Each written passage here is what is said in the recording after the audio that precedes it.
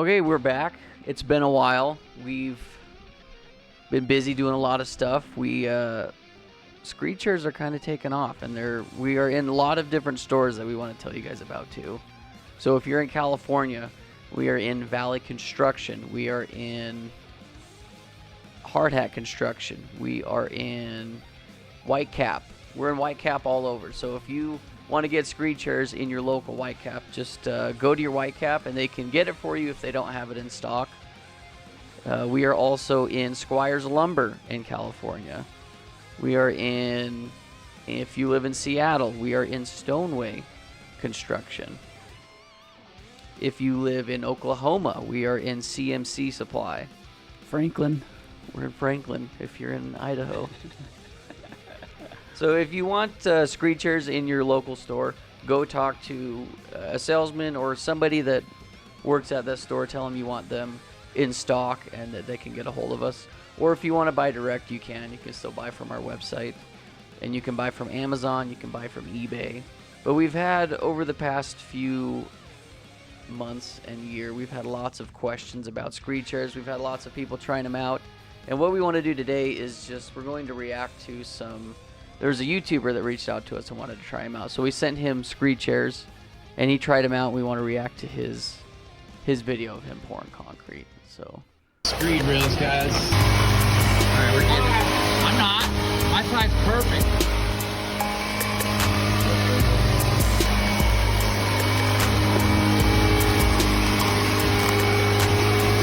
Yeah, we gotta pull that 20-footer out. Alright guys, here I am bull floating this long son of a bitch. See, it's looking pretty good though. They're Viper Strike. Rub mud, by the way. But one of the things he does is he always picks up, like, he'll get homeless people, he'll give them jobs, so they may not always be like the greatest workers, but he always has his dad helping him. And typically when we've watched his videos, he's always been hand screeding it, like either by himself or with somebody else, but his dad's never been really able to help. But now where he's got screed rails, and I think he said his dad is 70, he's able to put his dad on the Vibe Screed without killing his back. Like, his dad can actually help with screeding anyway. Which, that's something that we always talk about, is sometimes our guys aren't always the most skilled, so that's one of the benefits of using screed rails. Well, get your guys off the ground so you're not bent over screeding these. With the Vibra Strikes or any vibrating screed, you're limited to how wide you can pour. So if we were doing this, it looks like maybe could be 12 or 14 foot wide, 15 foot wide. We would have used a roller screed. I would have put one rail probably 3 foot off of the wall, and then we would have just roller screed that whole thing, and all we'd do is just go around the posts. And I think we've got some video of jobs that we've done that before. It works really well, but no matter what, you do have to float up against the building. So the way he's doing it works out great. So definitely a vibrating screed is going to be cheaper than a roller screed. It does take more work because you're not able to pull the mud like you do with a roller screed, but we've done this exact thing with a vibrating screed. Without screed chairs, you can do it with these Vibra Strikes, but our vibrating screed, we just use a either 2x4 or 2x6, and we just screw the vibrating unit right onto the 2x, and then you can either pull that with the handles that are on the unit, or if you can get to the outsides, then we have handles that actually screw to the 2x, and you can actually push that. Instead of pulling it, you push that unit, and it works really well. Yeah, we've done that a lot with sidewalks, and I think it's mostly sidewalks. Yeah. Because what would you say is like the max that you would recommend going with the Vibe Screed? Well, with these aluminum boards that they're using, these I think 12 foot is about the widest they go to get decent vibration out to the edge. But if you were to attach a piece of wood to that, you're not going to get your vibration out to the edge. So you're probably I'd say your max is 8 to 10 feet. Maybe 10 feet would be probably about the max. You're going to get good vibration out to the ends. And what happens is it vibrates stronger in the middle, and your mud will just come up under the board, and so you'll kind of be humping. You have to hit it more than one time, and probably anything wider than 8 feet, we usually use a roller screed because it gives you perfectly flat concrete, and you can go over as many times as you want. And you can, as long as you're using the rails like he's using, you can walk back out there and go over it again. You know, but if you're it's a little harder to go over it if you're just shooting grade into wet mud and trying to use your vibra-strike to get level concrete. You got to get it right the first time, and if you let that thing vibrate, it can vibrate down into what you can get is just hills and valleys, and you see it a lot with people that aren't very experienced. We never ever do it that way. We always use screed rails no matter what kind of screed we're using, especially a vibrating screed, because you can't really screw it up. So that's why we do it. Well, he talks about it too in some of his other videos, but Bobby talks about how he's not very, like, he's probably better than all of his guys using the Vibe Strike, but he always talks about how it's like you're either, like you just said, you're either digging too much or not pulling enough mud, so you get the valleys and humps. But with the screed rails, anybody can do it. Like we already showed, his 70-year-old dad's out there screeding concrete like it's easy, because you can't really screw it up. And where most of the guys we would get, I mean, it's like a revolving door, the construction business. When we were always getting new guys and high school kids that work for the summer. But with the screed rails now, your best guy isn't out there having to screed the concrete, and he's not bent over. No, well, you've seen on this one, they're still screeding while Grub Mud's out there floating. I mean, he's already starting to finish while they're still screeding out. So if he had to be the screeder, if he's the best screeder, and you got a bunch of guys that are inexperienced, well, who's out there floating? You know, usually when we pour, I would be out there floating, and it didn't matter. I mean, running the roller screed, you usually have somebody that's, you know, fairly experienced, at least on one side, running the motor part. But the vibrating screeds, it's pretty hard to screw that up when they're riding on rails. So if you let it sit too long in one spot, you got to constantly be moving. But if you just let it sit, it's going to vibrate mud up underneath. You have to pick it up, walk forward, and then do it again. Somebody's got to be feeling your footprints. So, well, without the rails too, a lot depends on those rakers making sure that you're right where you're at, because like you already said, you're not going over it twice. No, not. It's pretty hard to go back over it because you've lost your grade. I mean, whatever they've made for grade, that's pretty much what it is. So. Well, and it looks really good. It looks really flat. Yeah. You know. Yeah, you're gonna get flat concrete with the rails. You set your rails looks really good to your concrete grade, and how can you get it anything but flat? So. One thing too that people are always asking us about is the rails don't stay in the concrete. You pull the rails out or you slide them down, like where he's pouring this really long section. He'll slide down his rails after he's screeded up to that point. But the screed chairs you can leave in if you want, because they sit below the mud. The regular flat bar ones, how much do they sit below? 5/8 of an inch. And then we've got two different models. We've got the regular flat bar for a 2-inch bar, but then we've also have the 1.5 inch. So those are how much even lower? Well, they sit about the same using an 1.5 inch bar, but if you're using, you can use a 2-inch bar with the low profile screed chairs. So that would actually put you'd be an 1.8 inch because you're 5/8 below, and then you add another 1/2 inch onto that rail, so you'd be 1.1 inch below the concrete if you use a 2-inch bar in the low profile screed chairs. One thing, if we can reach them, like down that whole side, probably the ones against the building, unless one of us had to walk that building line to float. You could see he was floating as he was going, which we do too. Sometimes we walk that building line to float that concrete in. And if we do that, we pull them out. But definitely the ones on the side that you can just reach out and grab, just pull them out. What does it matter? Pull them out, save them. You wash them off and reuse them. Here we go, guys. We're running this micro strike. Watch that door over there. You gotta come out a little bit, Dad. I can see where he's going there. Push him up there underneath my dad's feet. Come on, push him in there.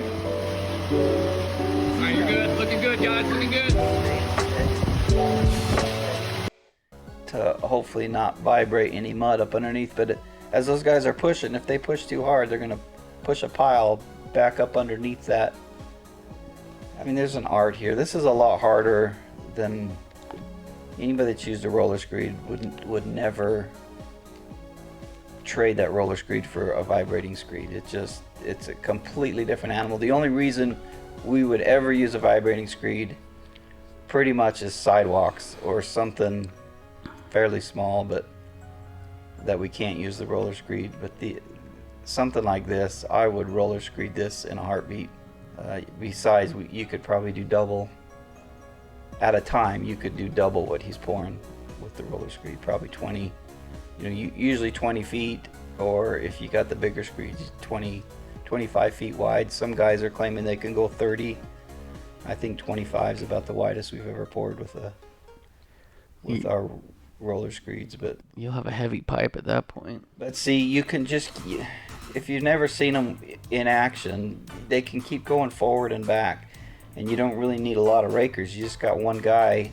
If it's really wide, you might have a couple guys in there.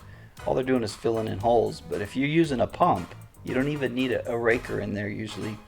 Just the guy running the hose can fill it all in. So on a shop like this, I would use a roller screed. But this, I mean, it's working great for him. So. And once again, he's got his dad over here on the. He's the one screeding it.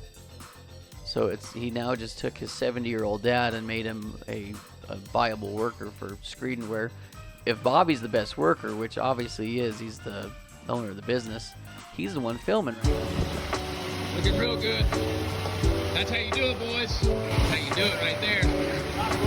Little load on, little load. And here I am, boys, screeding around this drain.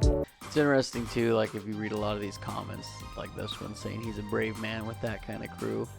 But that's the benefit of using screed chairs and screed rails, is you don't have to be experienced to screed concrete at that point. Because then, like, take you guys for example, or you the owners of the businesses, you wouldn't have to worry about who's screeding, because you know that you set up the rails and they're going to be perfect. And they can go over it as many times as you want. The nice thing is too, is you can visually see if you've got low or high spots with screed rails, because your rails set perfect. Yeah, well, here where he's pouring on a vapor barrier, we do get a lot of questions about, we can't puncture the vapor barrier, or there's lots of solutions to the vapor barrier. We have plates that with rebar welded onto the plates that sit on top of the vapor barrier, and you can cut it to, you shoot those rebars and cut them to grade, and then put your screed chairs on there. Works great. If you punch down through the vapor barrier, you can seal around that. Also, some places aren't very strict. Something like this where it's residential, probably that doesn't even matter, nobody's checking. But a lot of commercial, they check that type of stuff. And one question we've been getting are people talking about not being able to leave the rebar punched through the vapor barrier, or not because it's metal and they're worried it's going to rust. And you can use the fiberglass rebar, punch it through the vapor barrier, seal around it, and you got no issues. So pull your screed chairs out. There should be no issues with that at all. So this right here is what we'd use for vapor barrier.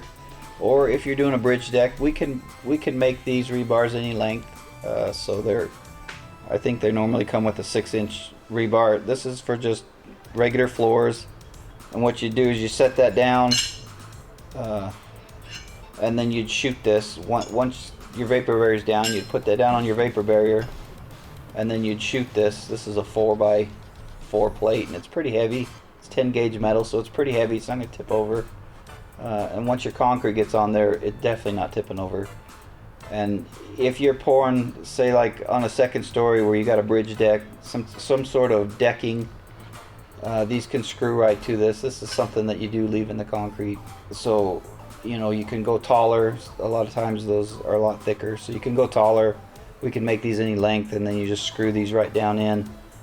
So this thing can't move at all. And then once you get it to grade, or cut to grade, you just put your screed chair on there, either one you want. These work really well. Also, you got the fiberglass rods. So these fiberglass rods, they don't rust. So if engineers are complaining about the rebar being put down into the ground, coming up into the concrete, and they'll rust, well, these won't rust, so you can use these. We've also got the grade plates that do fit the fiberglass rebar. So as you're pounding that down in softer soil, you'll pound that down, and that'll keep your rebar from sinking when you're screeding on it, especially using like a roller screed. If it's softer soil, you really want to use these grade plates, or if you use a metal rebar, these fit the metal rebar. Or you can also just take and weld, which we do when we're using our heaviest screed. We usually just use a regular washer, just a metal washer, and we'll put it on the, you can't do it with the fiberglass, but with the metal, and then you'll just tack weld that on, and then as you pound that down in the ground, it compresses that gravel, and it can't sink. You can walk on the rails and everything. So these are additional accessories we make and sell, but for a situation like that, he's just going right through the vapor barrier with a metal rebar, and it's working fine. As you see, that Viber screed is 10 foot wide, and it's riding on 2 screed rails that are 9 foot apart. Without these screed rails, 3 of us, we would have been in trouble trying to screed this thing off. I give a big thanks to Redline Manufacturing for sending me these. If you're interested in this product, check out the description, click the link, use the code GRUBMUD, get 10% off, whatever. But here we are getting ready to pull them out, as you see.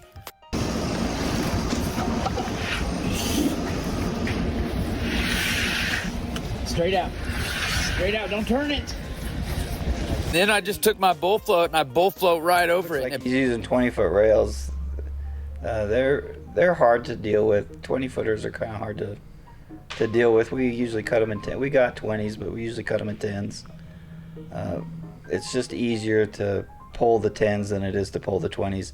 When you're using the flat bar, the 20s are harder to pull. When you're using the round bar,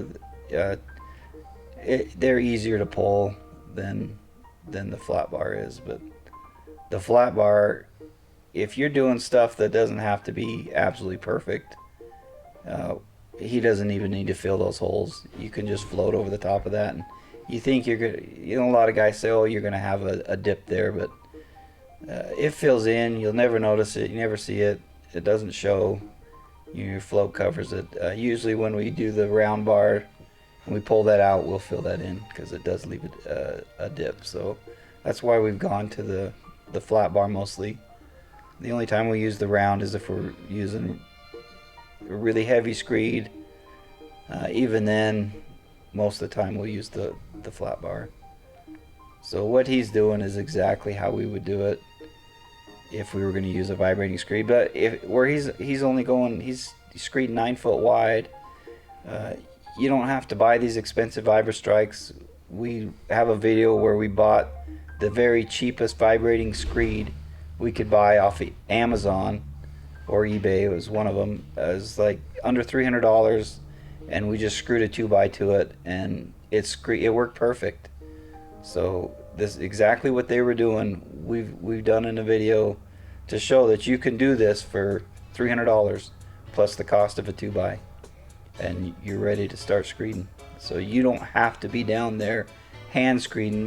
Most people would probably hand screed this thing, and it's pretty long. So after, you know, a day of this is kind of what's scares these young kids away from doing the concrete is because it is hard work. And what we try to do is make it as easy as possible for everybody doing the work. And usually the guys that are having to be bent over all day screeding and even finishing, they don't like to stay with it. So, and usually most of our guys, because we would do other things, we didn't just do concrete. We did general construction, but they like doing concrete the best because we tried to make it as easy as possible.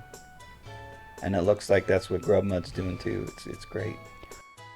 Well, the other thing too that people always ask us about is that when these rails get pulled out, they think that there's going to be a cold joint here. If it takes you hours to screed, yeah, you're going to have a cold joint. Usually and that's probably why we use 10-foot rails, it doesn't take you very long to screed 10 foot and you're pulling that down. The mud pushes together, so there's not much difference between, I mean, you could say just walking through the mud's going to cause a cold joint, or your concrete, the driver, every time he pours another layer, going to cause a cold joint. So, I mean, it's not even really feasible to get a cold joint unless it's taking you a long time to screed out. So, we've been using them for so many years and never have we had an issue. Well, and they're using screed chairs we get phone calls all the time of big companies calling and wanting to buy these from us, and they use them. They're using them on airports. They're using them on, I think somebody's building like a bridge dam or something that they're using screed chairs on. And then it seemed like he poured it out pretty quick too. I guess that's the other benefit to using screed rails and mechanical screeding in general, is you can pour it a lot faster. And using a roller screed versus a vibe screed, you can pour at a drier slump too. That is, especially when you're doing commercial work, they test the concrete and it has to be at a 4 or less. And so if they test anything over a 4, they're either going to charge you, they'll allow it. If they allow it, then they want it at a lesser price, or they're going to make you tear it out. So that's one good thing about using mechanical screeds, like your fiber screeds, or when we were doing sidewalks, a lot of the sidewalks had to be at a 4, and they would come and test it. And so we would pour at a 4, and if they're 5 foot wide, or we did one that was 8 foot wide, and it had to be at a 4. And so using the vibrating screed, we would put the unit in the middle, screw it to a 2x6, and then we had a piece of angle iron screwed to the bottom because we were going off of, if you're going off of a curb, it'll just chew up it'll just chew up your screeds. So we'd put the metal on the bottom. If you're just going off of wood forms or metal forms, we would use metal forms, and so we could just put a 2x, and then we would hang it over the edges and then screw handles. They're at about a 45, and they're just T-handles that would screw to the wood, and guys would be on the outside of the forms, and they would push that screed, and you'd have a shoveler on the outside, on each side, one on each side, and they would just keep the mud in, and if you had to move a little mud to fill holes or whatever, but we would go over it 2 or 3 times, and as fast as the truck could pour out is how fast we would screed that. So there's tricks using these mechanical screeds that can save tons and tons of time. I haven't read his comments, but you start going through some of the comments, and there's people out there saying you did a shitty job no matter how good you do it. They're just trolls, and I think if you're a real concrete guy and you know what it takes to do that type of work, you should be praising this guy. I mean, we're all on the same team. We're all doing the same thing. We want to make it easier. We want to do better. Nobody's out there trying to do a crappy job. So in the construction industry, we're kind of the bottom of the barrel, and everybody says it. So, man, let's help each other. Let's pick each other up. And Grub Mud's probably one of the biggest on YouTube too. if you haven't, you should go check his stuff out. You can go subscribe to him. He does pretty good work, and then he's like just a real guy. He doesn't really edit things out. He shows you the highs and lows and the goods and bad of pouring concrete. So kind of what you see is what you get, but he does really good work. And like we mentioned earlier, he'll get like a lot of homeless guys that'll come and work for him. But you could follow, somebody like he's showing you how to do it. I mean, you don't have to do it exactly like he's doing it, but he's showing you the basics. So anybody getting in this business, and which I know there's not very many that are, but say you're working for somebody and you want to go on your own, you can pick up a lot of tips, tricks from these type of guys. So pay attention, see what they're doing. If you like it, do the same thing. So if you don't, find somebody else that does it. But there's when we started, we didn't have any of this type of stuff. There was no YouTube. We had to learn by watching other guys do it, and this is way easier to learn how to do concrete now. We didn't have a lot of the nice tools that are out there now. We did it, and there's still people that are doing it just like that, really hard. They make it as hard as possible to pour concrete, and I don't know why. And we still have guys in our town that they still pour. They're old, but they still pour as hard as humanly possible. They don't use any mechanical anything. They're out there on knee boards, freaking scrubbing that concrete for hours. It looks good. They do a good job, but it's hard work. There's no way that we would have any employees if we had to do that type. So this should be, when we were pouring all the time, when we were pouring bigger slabs, we used the grade plate with every screed chair. So when we were using roller screed, so, and it's real simple. We've got lots of videos showing how to use it. It just slips onto the rebar, and these little ridges are what keep it from the rebar from slipping through. So a lot of people will say, oh, my rebar sunk as I was pouring, or if you step on the rail and your rebar sinks, your ground's too soft. Now if your ground's really hard, as you pound your rebar down, you're bending your tops of your rebar to get it to go down, your rebar's not going to sink. But if your rebar goes down pretty soft, you need grade plates, especially if you're going to use a roller screed, or if you're going to be walking on them. Even a vibrating screed could vibrate that rebar down. So you need to make sure that your soils are super solid. If they're not, you need to be buying these grade plates, or you need to be welding washers on, so that as you're screeding, your rails won't sink. So if they're sinking and you're complaining, well, these sink, well, this is why. Your soils are too soft and you need the grade plates, or you need to weld washers on. So either way, that's one question we get, that there's nothing we can do about it. You're gonna have to figure out if you can step on that rail and it sinks, your soils are too soft. You need grade plates. So, but usually when we poured, we would put it on everyone just to be safe. It's another precaution too, because I guess we've always usually set our ground. We set our gravel most of the time with some of the pours we do, but we're learning that a lot of people don't. A lot of people have other crews that are the groundwork guys. They come in, they'll set the groundwork, and what you get is what you get. So for those types of people, that's where grade plates come in handy too, though. It's just another precautionary thing. Unless you are setting your own ground, then you're probably better off. But well, even when we had other people set the ground, we would still check it. We're the ones paying for the concrete usually, and if you just go off of somebody else's grade, who the hell knows what you're going to get? So we would always check our own grade, or we would do the final grade no matter what. Especially sidewalks or any of the commercial stuff, we would always check the grade and usually do the final grading, because that's your money. If they're off an inch and you're paying for, you could put 10 extra yards into you know, a 30, 40 yard pour if their gravel's off.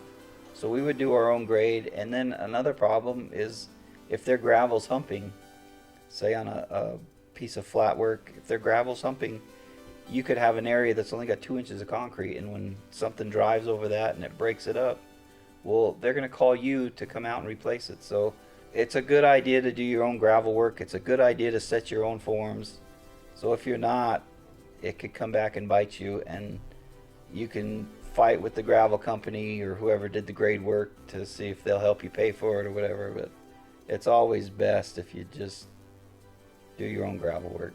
Well, that's pretty much it for this video. But once again, I wanted to go over just the stores that we are in. So if you're in California, we're in Valley Construction. We're in Hardhat Construction. We are in Squires Lumber. We are also in Whitecap. So any Whitecap across anywhere, you can go talk to a Whitecap. And if the Screed chairs aren't in that particular Whitecap store, they should be able to get it for you. So if you're in Seattle, we are in Stoneway Construction. If you are in Oklahoma or Texas, we are in CMC. And if you're in Idaho, we are in Franklin. We're trying to get in some other stores too. So if you got any stores in your local area that you want to get Screed chairs stocked in, go talk to a salesman there. Tell them about us. Tell them about the products, or have them get a hold of us some way. Also, if you look at Amazon, because we're fully stocked usually on Amazon, and so, you know, as they distribute those throughout their warehouses, you may be able to get Screed chairs same day. So I tell people that need them quick is they call us and say, hey, we need these overnighted or we need these quick. First thing I'll say is, well, why don't you check Amazon, because you may be able to get it shipped for free. You know, if you have Prime, shipped for free same day or overnight. So that's one thing you can do if you need them faster and they're not in your stores, because anything we ship, it takes, you know, 2-3 days, sometimes a week to get to you. That's as fast as we can ship. But a lot of times, if it's close to you from Amazon, you can get it that same day or get it overnighted, so for free, you know. Okay, well, that's it. If you guys have any questions about Screed chairs or concrete or anything, let us know down in the comments below. And like we said, if you want to get Screed chairs in your local store, just go talk to your local salesman, have them get a hold of us. So, but that's it. See you guys next time.